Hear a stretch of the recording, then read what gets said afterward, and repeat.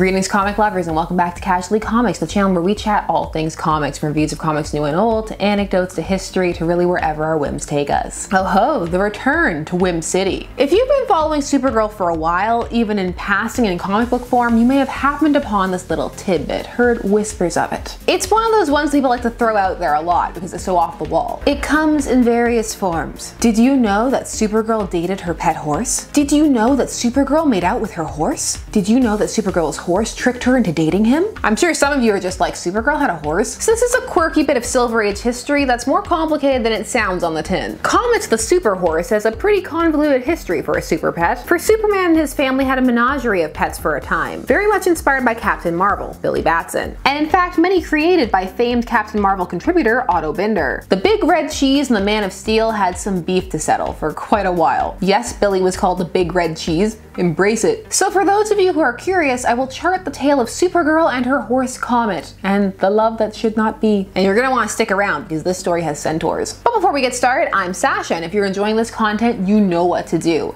Hit that like button, hit that subscribe button, and join us on this crazy comics journey. It's truly random. Where are we going? Oh. So Comet the Superhorse. He appears across a variety of titles, and from the start, it's pretty odd. Kara, or Linda Lee Danvers as she was going by at the time, is super obsessed with this horse. So Comet the Superhorse first debuted in Adventure Comics number 293 back in February of 1962, but his origin, or the start of it, was detailed in Action Comics number 292 in September of 1962. Two comics that will forever transpose in my brain because their titles are so similar. If I'd been collecting at the time, I would have had to always buy both just to make sure. It wouldn't have mattered how long I've been reading them. Just Action Comics or Adventure Comics? Action Adventure? Action Comics is the one that ties into Supergirl, so we'll start over there. Supergirl goes out to a movie with her parents. She got adopted by a family after Superman dumped her in an orphanage. The movie she sees is a western featuring an amazing horse, Firebrand, and she's just obsessed. She can't stop thinking about it and how amazing it would be if Supergirl had a horse. I mean, sure, she's already a superheroine with powers, but she doesn't have a horse. That night she even dreams of a wonderful, magical horse. In fact, that week, all of her dreams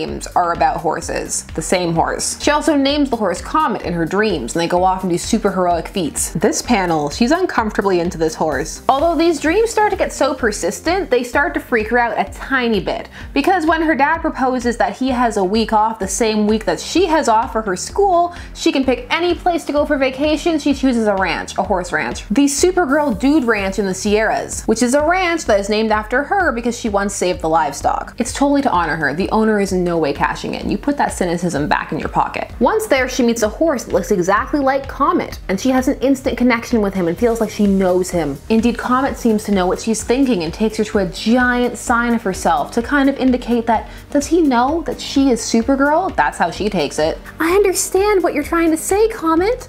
You're telling me that you know I'm Supergirl.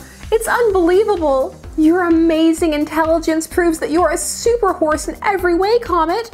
I'm gonna give you a cape to wear like other super animals. I'll borrow this ordinary cape from my statue. Yeah, I bet the ranch will love that. Plus think it's some weird, bizarre prank. Side note, before we move on to the next issue, which will detail the origin of Comet, the opening narration for this story was way too excited about this horse. Imagine it, a magnificent stallion appearing out of nowhere to flash across the sky at super speed. Okay, yes, I'm imagining my terror. Go on. A gallant charger whose iron hoofs can level mountains, whose silken hide is invulnerable to the deadliest of weapons. Calm down, it's not as exciting as you think it is. The super steed of steel. Okay, so issue 293 will have the horse's origins. 293 of Action Comics, not Adventure Comics. Linda is still at the ranch and she's still dreaming about Comet the Superhorse, but this time when she wakes up, she sees that Comet is actually flying and she needs to figure out what's going on because he clearly actually is a super horse. Okay, get ready. Comet is telepathic and he sent those dreams to Linda. This was to lure her to this ranch so that he could warn her about some impending doom. He was once a centaur named Byron who bested one of Cersei's enemies, and so she offered him a reward. He wanted to become a man, all man, no more half horse, half man. However, However, she made two potions for some reason.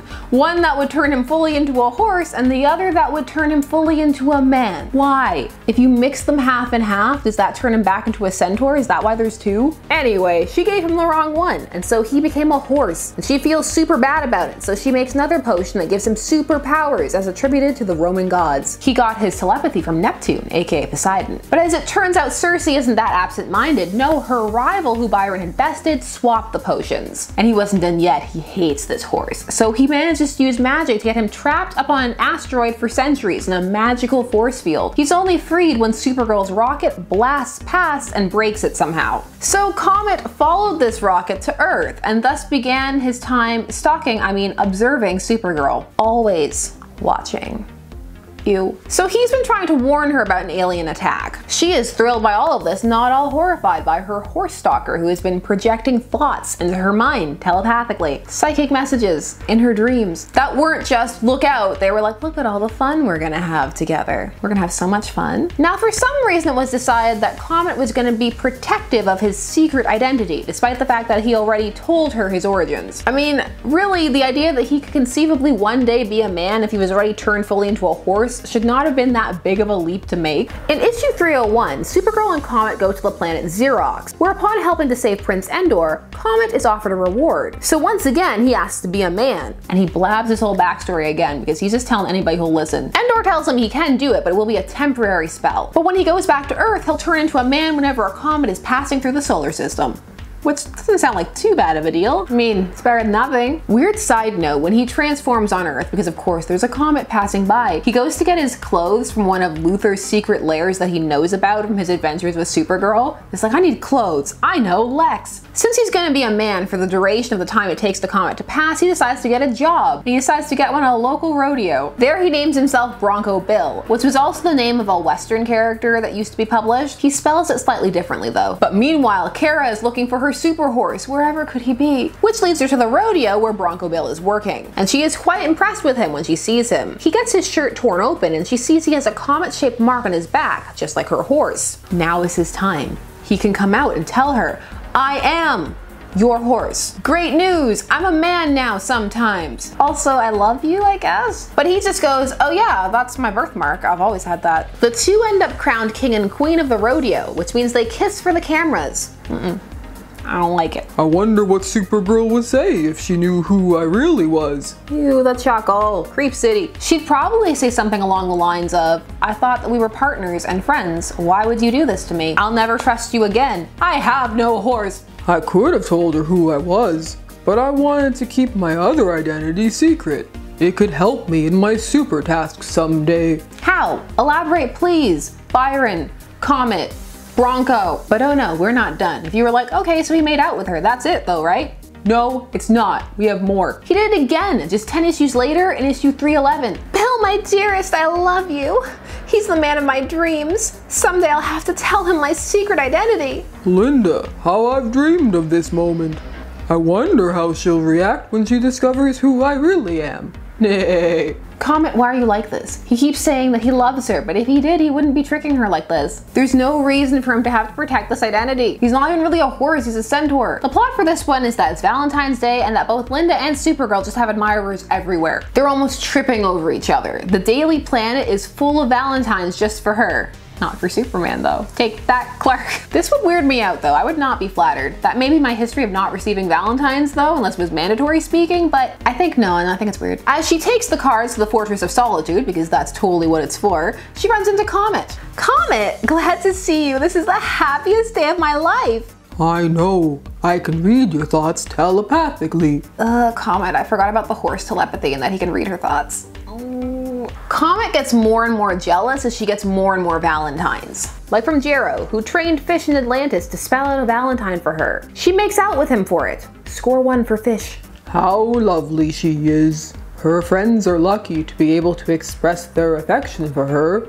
How I wish I could do the same. I tend not to make out with my friends, but maybe that's just me. Comet is so jealous that he goes back in time to beg Circe to see if there's something she can do. I mean, there wasn't the last time, but this time there is. She develops a potion that will turn him into a man, but he won't have any powers. And she tells him that he'll regret it. But he doesn't care. Give him the potion. He has girls to make out with. But as he goes back through time, he gets disoriented because of this potion that also results in some plot convenience amnesia. So when he comes back, he gets taken on as a horse for a villain called the Hooded Demon. However, he is still slowly losing his powers, and so when he fully loses them, the Hooded Demon abandons him. But thankfully he leaves some spare clothes in the cave so that he can have them when he transforms back into a man, which he does, and then his memories come back. Hooray! But he has to stay in hiding because there's a posse out looking for the Hooded Demon, and he's wearing his clothes. Because no one else would be wearing a blue button-up with white tank and jeans. No one. Only the Hooded Demon. As he flees, who should he see but Linda Danvers, who he remembers had told him that she would be in this city on a trip. She's on a ledge which conveniently crumbles, and Bill goes to save her because he's still going by Bronco Bill. He does this despite the fact that he knows she's Supergirl, but he claims he does it to protect her secret identity, so I'll give him a pass. You saved my life. I'd like to thank you with a kiss. No, Linda, no! People should save you because it's the right thing to do, not because they're expecting rewards. Nobody expect nothing from nobody. Nobody's gonna give you anything. That was wow.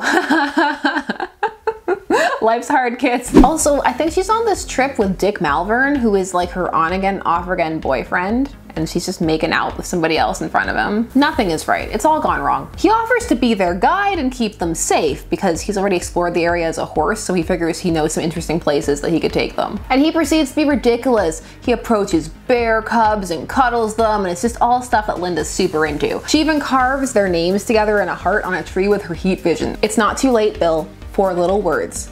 I am your horse. But no. Linda, they say that whenever true sweethearts pass beneath lovers' falls, a rainbow forms in the west. And lo, a rainbow forms. And by that I mean Supergirl makes one appear with her heat vision. Romantic. This is so she can make out with him again. Everybody's just tricking everybody. Bill, look!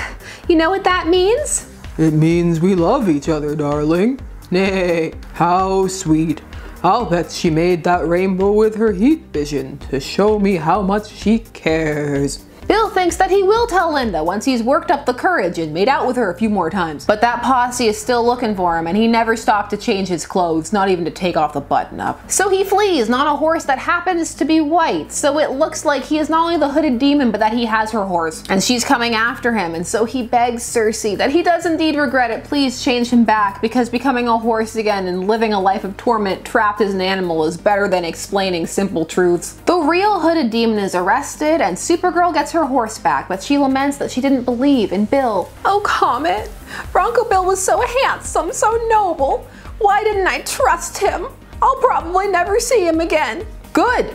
Also, why was handsome first? There you go. Supergirl and her horse, aka a centaur, trapped in a horse's body and then turned into a man, sometimes, temporarily. It was an experience. Okay, so for me it's less the horse thing and more the lies. Just the constant lies. It's Comet totally taking advantage of Supergirl when she thinks the world of him, and he keeps going on about how he thinks the world of her. Sure, she's hiding her secret identity too, but not for the same reasons. The whole thing is just odd. Just in general, like, why was this the direction? Aw, sweet, Supergirl has a horse because marketing research shows that girls like horses. They also like handsome men. So what if he sometimes turned into a handsome man and then they made out? Brilliant! It's something that can be enjoyed by all demographics. Bronco Bill also updated Lois Lane because he's a menace. These stories are silly, like many Silver Age ones are, but these ones also are a little bit creepy. I mean, all of this, and we haven't even talked about the telepathy and the stalking. Is he making himself into the type of guy that he knows that she likes because he can read her thoughts? Just,